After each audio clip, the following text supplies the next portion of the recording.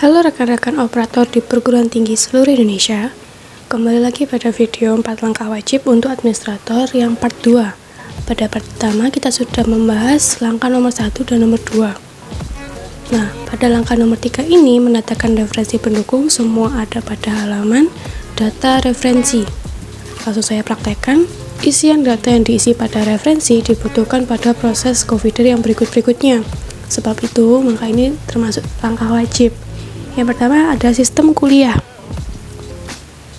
Sistem kuliah ini membantu yang pertama admin keuangan untuk mengelompokkan mahasiswa-mahasiswa mana saja yang masuk sistem kuliah reguler, sistem kuliah karyawan, sistem kuliah kelas malam, di mana biasanya tarif tagihan, biasanya tarif SPP itu berbeda tiap sistem kuliahnya. Lalu yang kedua membantu admin PMB untuk mendatakan pada periode pendaftaran. Berikutnya kita ke referensi ruang perkuliahan. Nah, ruang perkuliahan ini digunakan untuk yang pertama saat admin mengisi jadwal perkuliahan. Yang berikutnya nanti akan dipilih oleh mahasiswa pada saat KRS online. Jadi mahasiswa mengerti mata kuliah kelas ini akan dilangsungkan pada ruang perkuliahan apa. Seperti ini tampilannya. Lalu berikutnya kita ke unsur penilaian bobot penilaian. Yang pertama saya bahas yaitu unsur penilaian, di mana saat dosen mengisikan nilai itu unsur apa saja yang termasuk sehingga membentuk satu nilai utama. Biasanya ada UTS, UAS, tugas terstruktur ataupun absensi tergantung dengan kebijakan kampus masing-masing.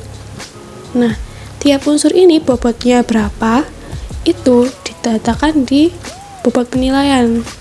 Pada co-feeder, pendataan bobot penilaian dilakukan per prodi.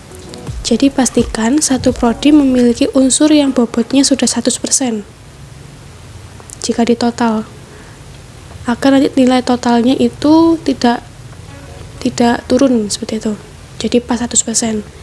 Berikutnya data referensi jabatan unit jabatan.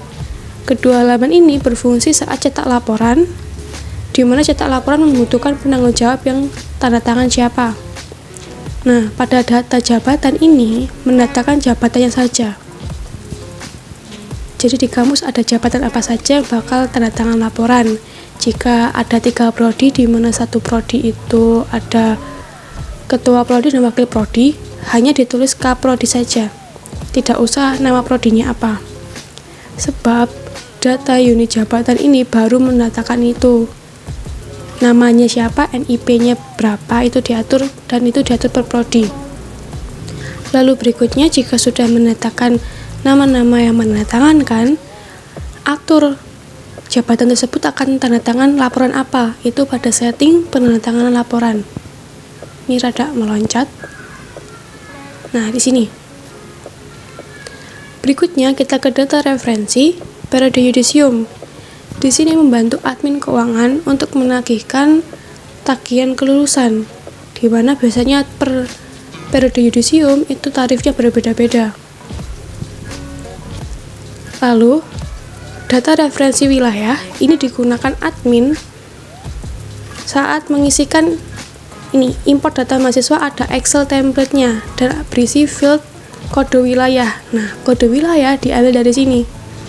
Jadi di sini itu bukan isian, tapi kayak pengambilan data dari feeder. Jadi info bahwa kode wilayah itu diisi berapa itu di sini.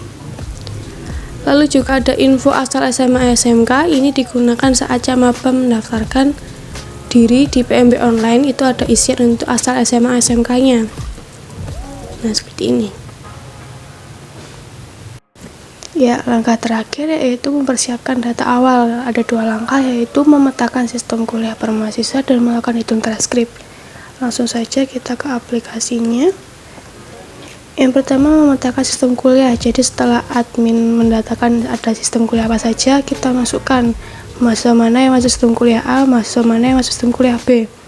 Begitu juga jika kampus hanya memiliki 1 sistem kuliah, tetap harus didatakan. Kita ke akademik mahasiswa, set sistem kuliah mahasiswa. Ada 2 cara setelah program studi dan angkatan dipilih, tinggal di tiap nama dipilih dia masuk reguler atau RPL atau bagaimana, atau pilih sistem kuliah tinggal dicentang mana saja yang masuk. Seperti itu. Jika sudah, kedua cara tersebut bisa langsung disimpan saja. Nah, yang terakhir adalah hitung transkrip. Hitung transkrip ada di menu ini, Akademik Mahasiswa Hitung Transkrip. Kita pilih angkatan berapa, lalu tampilkan data.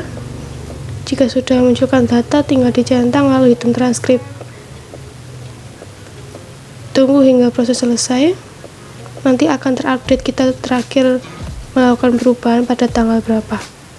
Sekian untuk 4 langkah wajib untuk administrator. Terdapat ada 2 video dalam langkah ini. Jika ada pertanyaan, bisa langsung tulis di kolom komentar. Terima kasih.